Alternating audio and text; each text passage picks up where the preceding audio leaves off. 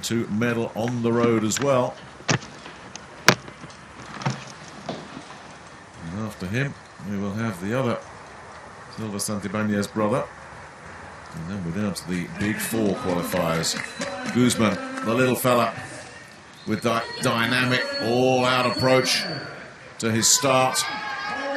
And just ducking low, swinging. Ooh, got that wrong.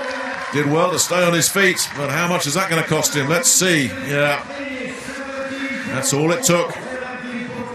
He committed everything going into that chicane, and it nearly cost him everything as well. As it is, Guzman will have to settle for 17.442, slower than he achieved in qualifying, and that will disappoint him.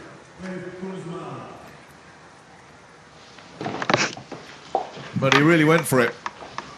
And when you roll the dice, they don't always come up the way you want them to come up.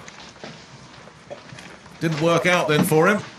He was so close there, and it was very close to hitting the grass there. Look at that. Now you are talking hundredths of a second damage. But that's all it takes in a race of such fine margins as this. So, Guzman, who is never boring, kept us entertained again, but he's way down the field. Now, Emmanuel Silva Santibáñez has seen his brother put in a 17.911. He will be hoping for considerably better than that. Simon Albrecht still top of the pile, the only man under 17 seconds. Santibáñez looking to be the second man, looking to put a marker down for Chile, who won gold in the women's discipline. And he too just gliding around that chicane, now attacking, putting in a big burst down the straight, but he didn't take the best of chicanes, did he, Silva Santibáñez? He too is going to be down the list. 17.333. That's a lot slower than he achieved in qualifying. So, again, just like the Venezuelan before him, he didn't get the chicane right at all.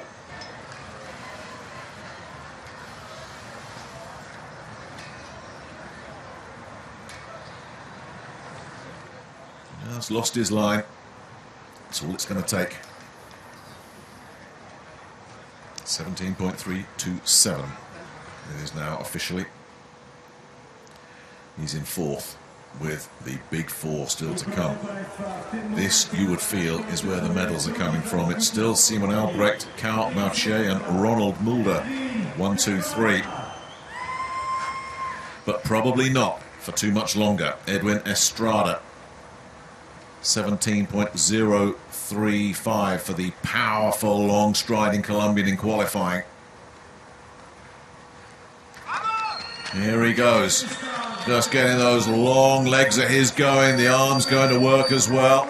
Upper and lower body working in sync. And here he is attacking that straight, going into the chicane. Coming out of there without any drama. Estrada goes into second place. Albrecht's time holds up, and I think he'll be a little disappointed there, Estrada.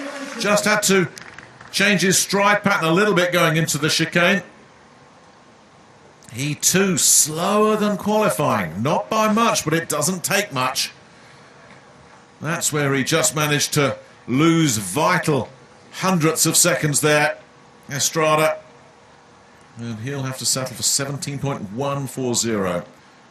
And he achieved a tenth of a second faster than that in qualifying, so a podium finish unlikely.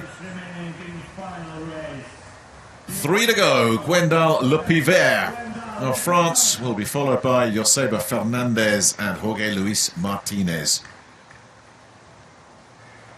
They probably will be the medalists, but as we've seen already, one error of judgment can change everything. Here goes the Frenchman, blasting off the blocks. Bronze medalist on the track in the time trial. The Frenchman looking to add to that with a medal in the road time trial. Getting good applause down the track. He too can't overhaul Albrecht. He does dip inside 17 seconds. 16.930. Would you believe that's a couple of hundredths of a second slower than Simon Albrecht, who is now assured of another medal here.